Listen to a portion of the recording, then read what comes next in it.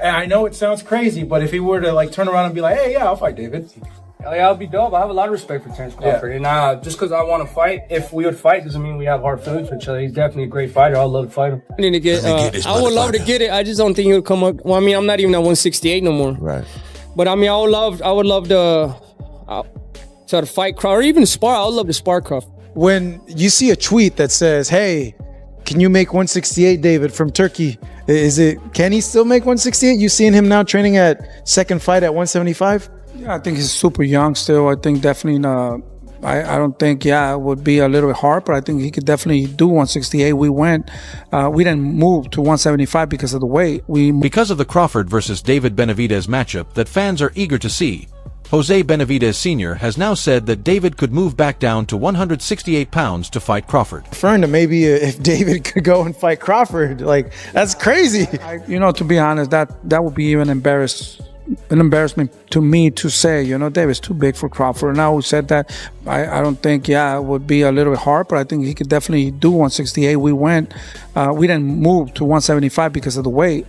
David will definitely face some tough moments, but he has what it takes to get through them, and his move to 175 was never about the weight, but about getting the right chance, because everyone knows how boxing works, and when Turki Alashik comes in with big Saudi money, any fighter can find a way to make the weight. 68. To be honest with you, man, let Terence Crawford live. That's his weight class. I lost interest in 168 a long time ago.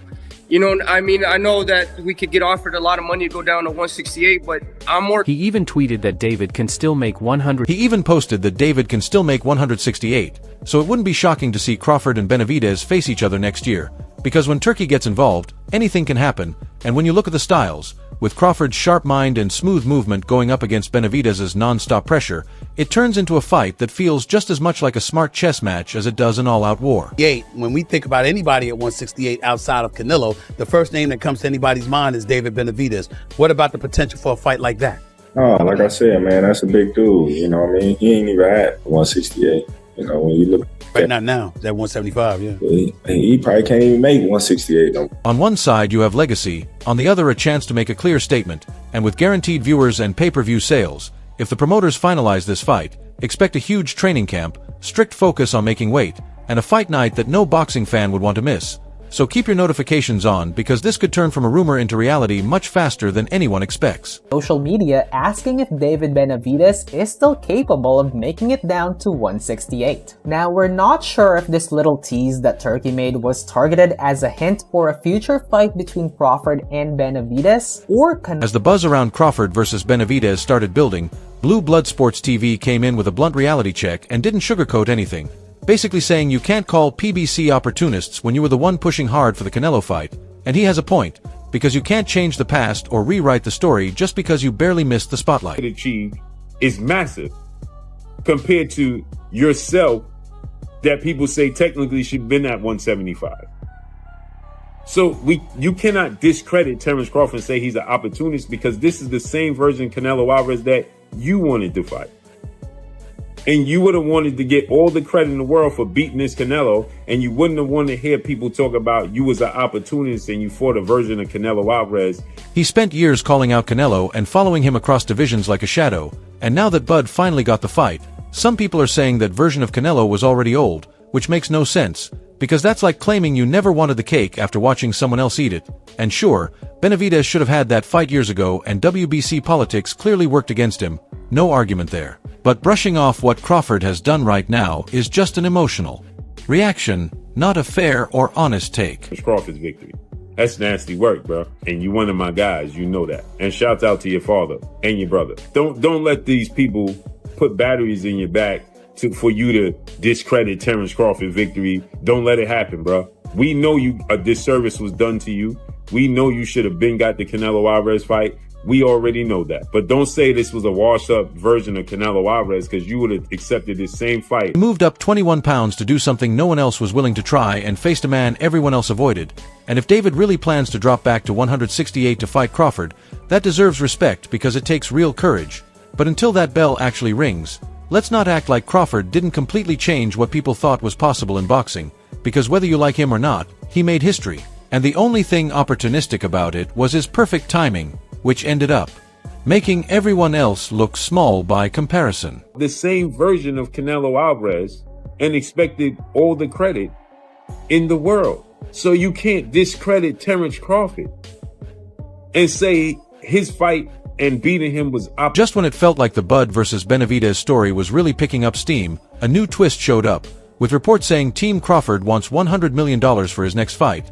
And yes, that's $100 million, which isn't just a payday, it's more like a lottery jackpot. And as much as people respect Bud, at that kind of number he might as well be fighting Thanos. Because unless Turki Alashik starts printing money in Riyadh, it's hard to imagine who would actually sign a check that big. With what Bernie of Team Crawford said, right? He says, quote, "I think Terence Crawford is done.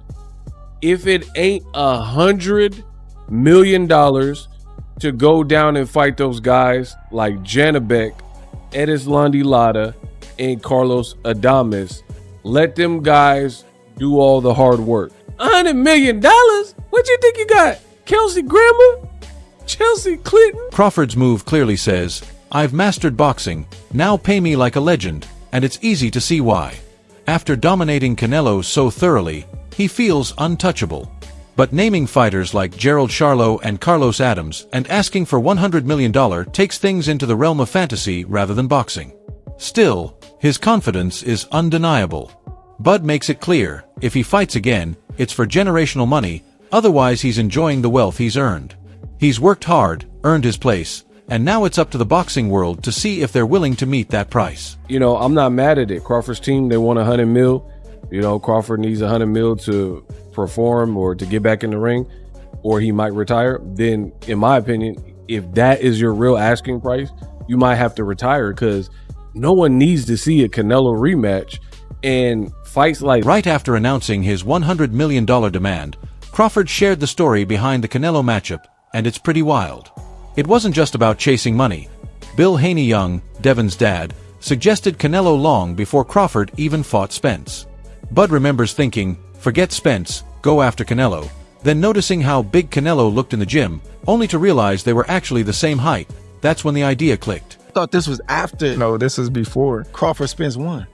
He said, man, don't even stop chasing Errol Spence. He was like, man, the guy to focus on chase is Canelo. Really? He was like, man, you can beat him. He was like, man, Spence, Canelo. And like every time I see him, he'd be like, Canelo. That's Bud's genius. He moves on belief, not ego. He broke down Canelo's style like it was a championship thesis, and Bill Haney's advice clearly influenced him. When Canelo's team claimed Crawford doesn't sell, Bud's response was simple. Fine, don't mention me, I'm the real draw now. Calm outwardly, but you can tell someone's about to get roasted. All right, we just same height, same around the same size. Like, he a little thicker, okay. I'm starting to look into it now because he already planted the seed, but now I'm like looking into it. Like, let me see what Bill talking about. Bill look at now, what he see. So I'm, okay. This is what he talking about. Cause he like, man, he's not a big dude. He just kept saying he's not a big dude and you can beat him. And then when I looked into it, I'm like, damn, Bill right. The Canelo plan sounded wild, but the behind-the-scenes story is next level. Crawford spent 9 hours in Saudi Arabia, stuck in a back room surrounded by people speaking a different language, texting, calling, and whispering, while all he wanted was to talk to Turkey. They wouldn't let him because Turkey might go easy on him as a friend. That's when it became clear, Crawford isn't your average fighter. He runs his career like a CEO, yet held firm for 9 hours without a lawyer or middleman, leaving both sides partly satisfied and partly frustrated. Then we went to the little back room, and we was there for like 9 hours. Dang. Going back and forth. Dang. You know, they not budging, I'm not budging. I'm in that mug like this. I'm like... By yourself? By myself. And they like... And they calling Turkey. He's not... They talking in their language and texting. And Crawford made it clear that the deal wasn't exactly what anyone wanted, but it was done, and you could feel the strategy click. He didn't just set up a fight, he secured a legacy. Anyone thinking he did it just for money needs to rethink that. Who fights for free? He's been overlooked, doubted, and told he doesn't sell, yet here he is negotiating on another continent, chasing greatness on his terms. Crawford isn't just facing opponents, He's challenging systems, narratives, and time itself, and he keeps winning every round. You know what I mean? Like, you can see Turkey when you get to deal with the, you know, like, oh, man, listen, y'all talk about it ain't making sense. You know Did you have a number though? Yeah. Or you kind of had a number like, I want to be in this range, yeah, right here. I had a number and it was just like, they like, man, listen, we gonna have to talk. so we all in that motherfucker for like, you know what I mean, 9 hours, dog. 9 hours, bro. I'm telling you. I'm straight. Crawford versus Benz isn't just another fight. It's a high-stakes clash in boxing's new era. Legacy versus youth, skill versus raw power, pride on the line. Whether at 168 or 175, both are chasing the next challenge. But the real question is who wants it more? Crawford still hungry after beating Canelo, or Benz eager to prove he's more than a missed opportunity? The world is watching, and if Turkey puts that check on the table, it's game on. So, who takes it, the technician or the monster? Share your thoughts in the comments, and don't forget to like, share, and subscribe to Fight Night News. More fire is coming.